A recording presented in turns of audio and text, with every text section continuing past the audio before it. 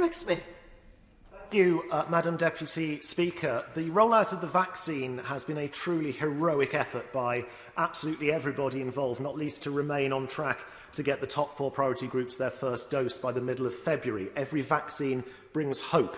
But there is also an incredible amount of anxiety in the country, not least by business owners unable to trade, families juggling home learning with holding down jobs. So can I urge my right honourable friend, as he looks at rightly lifting the restrictions, to be really clear with all of our constituents precisely what "when the data permits" means, so that there can be absolute clarity as to what needs to happen to lift each tier of the restrictions?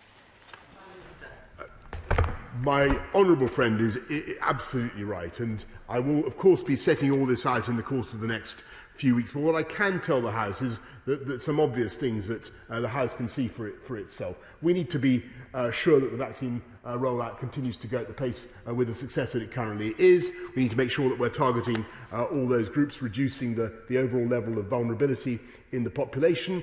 We need to make sure clearly that the vaccine is working, or the vaccines are working, because there are at least 2 now, in the sense that they are driving down the mortality rate of those elderly and vulnerable groups. We need to start to see that, Madam Deputy Speaker. The promising signs from Israel, we haven't yet seen in this country the data that would help us to be absolutely confident of that point. Then, of course, the pressures on the NHS and other important considerations, to say nothing of the very important economic considerations that he also raises. But I can assure him that there will be much more that we'll be setting out in the course of the next weeks to give reassurance and certainty as far as we can to all our constituents.